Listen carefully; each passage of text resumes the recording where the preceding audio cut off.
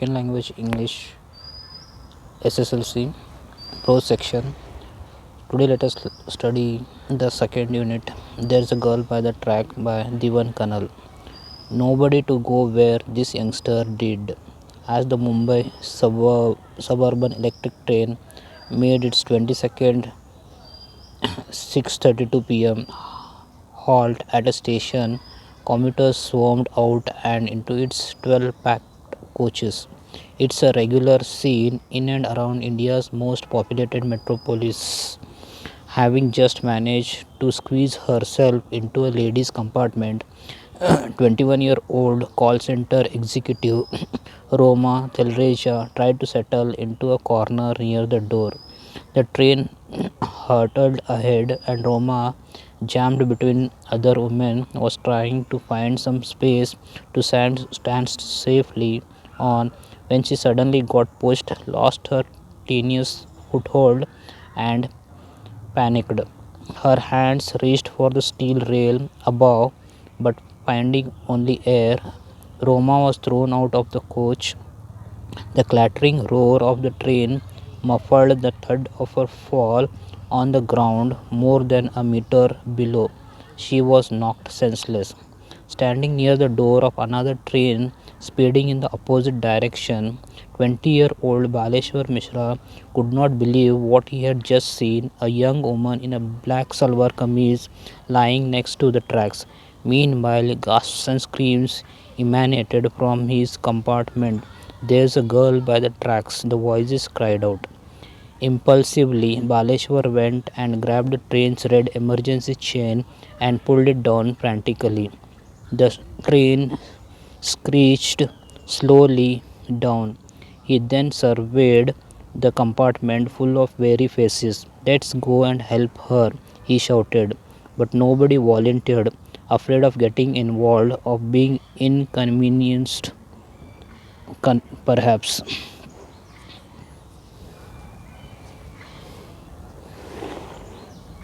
His heart hammering his chest, Baleshwar shoved himself to the door and jumped off the still moving train. As he landed on the ground, a burst of pain shot up in his ankle, but there was no real damage. He got up to find part of his old rubber slippers sole torn off as a result of his fall. But Baleshwar started to sprint back between the tracks as his train picked up speed again and disappeared. Baleshwar was so far away from Roma he couldn't see her. "I hope I am not too late," he thought, gasping for breath. After running for several minutes, he found her sprawled by the side of the tracks. "Behenji, aap theek hai?" he asked. "Sister, are you okay?" But there was no response and no help in sight. They were alone somewhere between two stations 5 kilometers apart in Thane district, which borders Mumbai. Paleshwar could see blood flowing out of her gash behind the young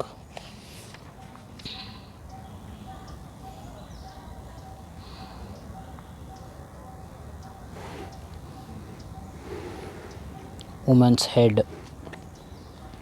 Saying a silent prayer, he lifted the 5 foot to 50 kilo Roma gingerly and made his way across the tracks, looking out for trains and searching for a way out. He crossed through some shrubbery and followed the direction of the sounds until he found the road. "My sister is injured," he implored motorists who drove by. "Please help me take her to hospital." But no one stopped. That morning on December 10, 2010, a Friday, Roma Telreja arrived at the call center bright and early. The BCom graduate from Pune had been working there for 2 years, loving her job, talking and connecting to customers and making new friends there.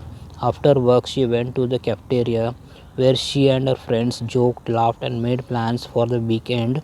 Then, heading home alone after her shift, Roma was looking forward to having supper with his parents and brother and a long phone chat with her fiancé Vijay.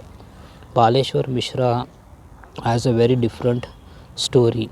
The lanky youngster from Mirzapur, Uttar Pradesh, is an unemployed high school dropout who had recently come to Mumbai, living with his two elder brothers.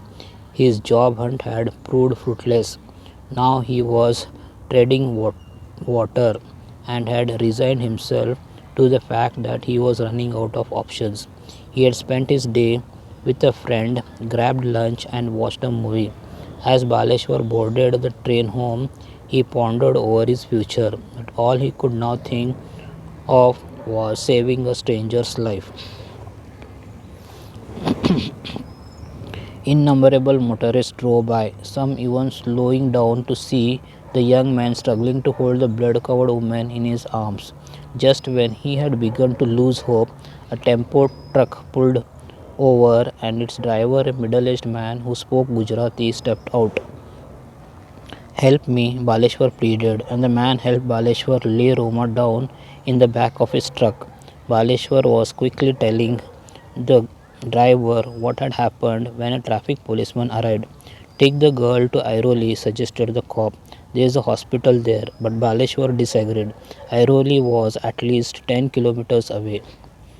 There's a closer place I know of, said Baleshwar. 10 minutes later, they arrived at a small hospital where nurses helped take the young woman in, but as the facility lacked personnel and equipment, the on duty physician wasn't able to do more than give basic first aid. He advised that she be moved to a nearby hospital. Baleshwar and the driver had no choice but to move her back into the truck.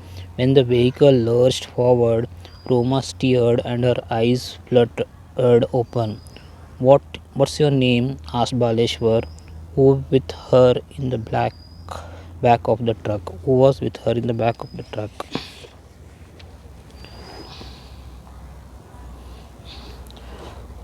Roma, she managed to grind out.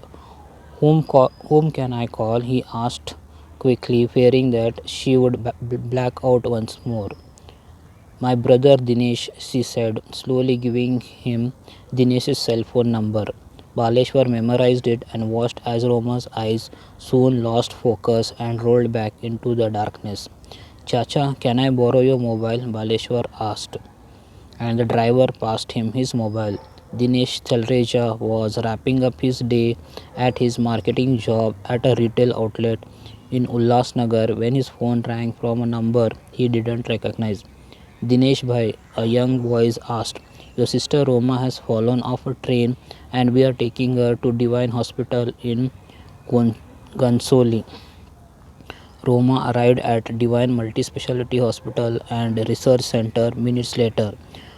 Dr. Anil Agarwal, the medical director there, seeing the extent of Roma's injuries, admitted her immediately to the ICU without any paperwork. He asked Baleshwar to hang around until Roma's family arrived. That was when they noticed that the driver, having done all he could, had slipped away with his truck. Oh, I couldn't thank him, Baleshwar thought. Roma was still unconscious, but her x-rays showed that although the injuries looked severe, all she needed were deep wound sutures. There would be no lasting damage, but Dr. Agarwal believes she could have bled to death had nobody helped her. When she finally opened her eyes that night, her brother and fiance were by her side. She could barely speak, just nodded and fell asleep again. When Baleshwar came to meet her the next morning, Roma was still partly sedated. On his way, Baleshwar had even revisited the spot where Roma had fallen, looking for her belongings, because Dinesh had told him that her cell phone and handbag were missing. Not far from the spot, a railway employee assured Baleshwar that some of Roma's belongings had been found. How are you feeling? Baleshwar asked Roma. I am okay, Roma whispered. In a few days, Roma made a full recovery. I can't imagine what would have happened if Baleshwar hadn't been there, she says, amazed to learn of the manner in which she had been rescued. I think it's astonishing that a stranger would jump off a train and risk his life for me. I can never repay Baleshwar. I am new to Mumbai, but I have noticed that people here are afraid, says Baleshwar, who is still looking for a job. They fear getting trapped in the courts or with the police.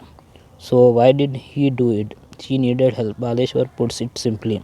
That day it was Roma, tomorrow it would be you or me by the tracks, bleeding and alone. Thank you.